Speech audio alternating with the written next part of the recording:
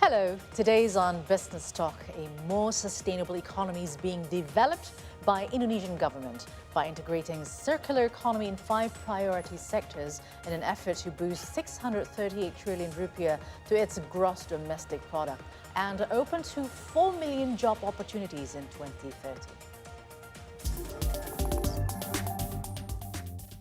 Head of Indonesia's National Development Agency Suharto Monoarfa said on Wednesday that the country is pushing from net zero emission in 2060 and currently in the process to transform its economy to be greener and more sustainable.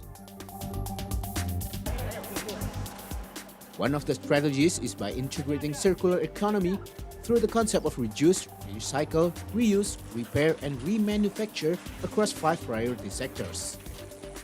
By applying this concept, it will add 638 trillion rupiah to the country's gross domestic product and reduce carbon emission by 2030. Penerapan ekonomi sirkuler pada 5 prioritas, yaitu pangan, elektronik, kemasan plastik, konstruksi dan tekstil akan memberikan manfaat antara lain peningkatan PDB hingga 638 triliun, penciptaan 4,4 juta lapangan kerja hijau dengan 75% merupakan tenaga kerja perempuan, pengurangan timbunan limbah hingga 52% dibandingkan business as usual pada tahun 2030, dan kontribusi pada penurunan emisi gas rumah kaca sebesar 126 juta ton karbon dioksida. Minister Monoarfa said the implementation of circular economy in Indonesia was still low in 2023, with 9% in the material input, 4% in products durability, and 5% in recycle due to consumptive actions at the society that produce many traces. Furthermore, the government will also cooperate with stakeholders to strengthen the circular economic plan and create a roadmap to unlock several benefits that has been mapped according to the framework.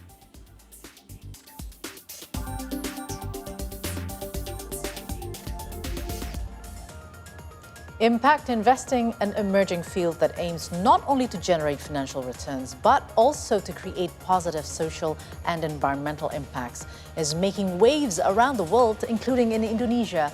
What is the landscape of impact investing here in the country? Now, to know more about the topic, joining me today is Instellar COO Adisti Chandra. Thank you for joining us here in Business Talk. Hi, thank you for having me. Of course, it's a pleasure. So let's talk about the market size first. So I have data here obtained from the Global Impact Investing Network by 2022. Impact investment is estimated to have a market size of $1,664 trillion globally. So this is a huge market, and Indonesia is expected as well to capitalize on the potential. But can you tell us first, what is the landscape of impact investing here in Indonesia? Thank you. So impact investment in Indonesia, for now, in general, there are 2 types of impact investment. So one is by FDI, or financial development institution, which is mostly have a big project like infrastructure, renewable energy, clean technology. That is actually accounting around 90% of the total impact investment in Indonesia. But the rest of around 10% is actually by private institution investor, private impact investment, which is mostly doing to business. So usually this impact investment is go from business to business. They're targeting the growing company. It could be small, medium, but also large. So the trend right now is more towards the PII, the private one, which is quite scattered all around Indonesia, but we see the trend is currently rising up. So it's currently rising, and the Kadin, or Indonesia Chamber of Commerce and Industry, the CEO or the head of it, Arsyad Rashid, said that Indonesia is not only following the global trend, but also developing and becoming the most active investment destination in the region. So who are the key players if we look at the region of Southeast Asia? In Southeast Asia, there are maybe more than 20% the investment going to Indonesia. In Indonesia, there are some key players as the impact investors that has been around for quite some time. For example, Patramar Capital. but there are also other like foreign investors coming to Indonesia. But and unfortunately, like the players is quite scattered all around, and also the size of investment that they're targeting also still looking for the big ticket size. So there's still in the region the missing middle, which is around 100,000 US dollar up to $1 million. That is still it's a sweet spot, but also high risk, and not many investors are there to go into this size of investment. So for example, there are this ADM Capital, Temasek from the Singapore. ABC Impact, which is also part of Temasek, ADB Ventures, they're also the impact investors, but their ticket size is actually more on the bigger one. That's right. So you mentioned that Indonesia is actually a very attractive destination. Why is that so? I think one is because of the strong fundamental economy here in Indonesia, mostly like domestic driven. And then number two is the big consumer here in Indonesia, the biggest in Southeast Asia. And then three, I think, is the unique proposition of Indonesia. If you're looking at the landscape, there is a developmental challenge there because of the geography, right? And then, but we also see a lot of potential that we are one of the biggest forests in the world, and also the biggest mangrove in the world, right? Sure. So it actually addressed that there's still challenge in terms of social and environment. But also, if we're looking at the size of the SMEs, which is more than 60 million, the entrepreneurial of Indonesian is actually very, very high. That makes it very interesting. So we have a very good trait for this type of investment. So what sectors are the most attractive ones, if you may say, about the impact investing? The sexiest right now is one, agriculture, and then two is circular economy, and three is climate with the gender lens investing. Oh, wow.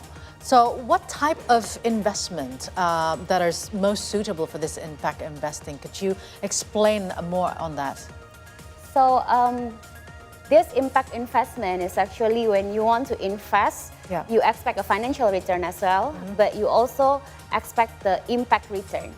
So you have to meet the balance between this profit and the purpose. And it's very tricky. It's more difficult than the traditional business. Sure. And that's why in terms of the financial instrument, it's also not as traditional as debt or as equity like currently exists in this market. But the most suitable one, especially for the growing business, is the blended finance, which is it's a blend between grant or philanthropical money and the commercial money. That's why that it can be expected that the return is not as fast or not as big as a traditional business, but sustainable. That's right.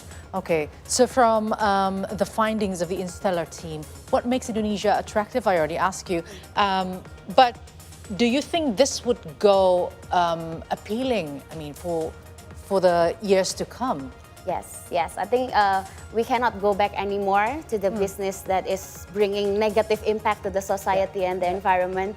The world is the trend is going there. Indonesia is moving there as well, pretty significant for the past 5 years.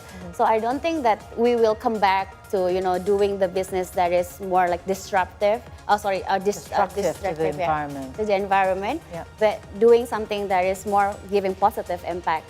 So I think the trend is there, and we also see that nowadays there are so many social enterprises. It's different compared to like 10 years ago or 5 years ago. Nowadays, so many people, especially young generation, they want to create impact with the business that they're doing. Right. The Instellar has a flagship program. That's called the incubation program, which aims to grow potential early-stage social entrepreneurs. Now, from your findings, what are the difficulties do entrepreneurs usually find, especially SMEs, when facing or wanting to get an investment secure? So maybe from the point of view of the fund itself, the fund or investment that is currently available in the market is not really suitable for them.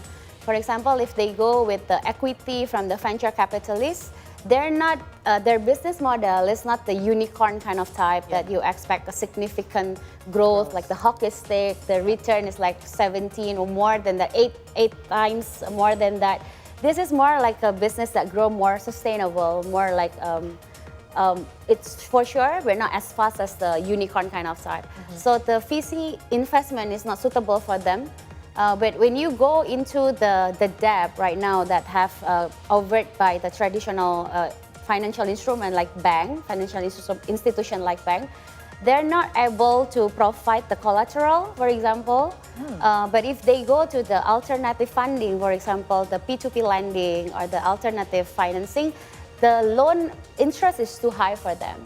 And also, some of them, they are not EBITDA positive yet, or they're not cash flow positive yet. So it has difficulties for them to pay back the loan at the end. Okay, so from you're also aiming to see our SMEs or MSMEs growing and going towards more of the social impacts, environmental impacts, and they're doing business. But how big are they? I mean, how many, if you can say, we have a lot of SMEs in Indonesia, but how many that have actually gone towards this path of impact investment and more on the social and environmental impacts in the future? We don't have the exact number because it's quite hard to find out like how many out of the 60 million of MSME that is social enterprises. But we do have, from Installar's experience, when we have this program and we call out the applicants to apply to us, for now, it's pretty a lot. Like one of our programs got application for around like 1,400 applicants who claim themselves as the impact businesses. Yeah. So the trend is really growing. So I'm not really sure. I don't have the capacity to say like how much out of this 60 billion, but it's growing. So the trend is there, and Yes. it's promising. Actually. It's promising. Okay, so what role do impact investments play in improving access to essential services, especially in the underserved communities in Indonesia? Right. So these underserved communities in Indonesia usually get helped by the business model of the social enterprise. And this impact investment play a huge role to invest or providing the right financial instrument for the social enterprises, especially for them who are about to grow. So they need the bridging fund, which is formerly from the impact investment. This is the passion fund, the fund that require they can wait for quite some time. They also not require a lot of return from the social enterprises until these enterprises is actually able to access the traditional fund that is available in the market, for example, bank loans or private equity, that kind of instrument. So how do you assess, I mean, the growth of these companies, especially the ones that is in the underserved communities? They got that passion fund, as you mentioned, and then they might grow a little bigger in the future. So how do you actually assess them to make them ready for the traditional way of investment? It's basically from their financial strength. So with these social enterprises, usually there are the two KPIs. So one is the financial performance, their EBITDA, their revenue, and the other one is actually their impact. This could be like how many people that they're impacting, or for example, how many carbons that they affected, things like that. So until they are ready, for example, the EBITDA is strong enough, they can apply it to the private equity. Or if their cash is already stable and secure, they can apply it to the bank. When you say it's promising, how big of a percentage, let's say, that it would actually contribute to Indonesian economy? Would that make any direct impact to that? Maybe not as significant as if we're talking about impact investment in terms of infrastructure or the clean economy, clean technology, that kind of big capital. This won't be as big as that for the economic of Indonesia, but certainly it will give a big impact to the impact that they're fighting for. So, for example, there is this company, they are located in Nusa Tenggara Timur. They impacted all the women there who do the weaving. So when you're looking at the zoom in into the situation, the area of where this business is locating, then we can see the significance different from the natality rate, from the the income rate, the educational rate. So you can see it very impactful. But if we zoom it out into the Indonesian, there might not be as big as the infrastructure project, for example. Yeah, but what we need is actually to empower more and more Indonesians and giving them more opportunities. Yes. All right, thank you very much, Adisti, for coming to our business talk. It's lovely to have insights from you, and good luck for Instellar. Thank you so much. Thank you very much. And that was our conversation on impact investing. Profit meets purpose. for today's business talk. You can stay connected with us on Instagram, X, and YouTube. Our handle is at See Today News, and we're also available online at seetodaynews.com. So let's stay connected.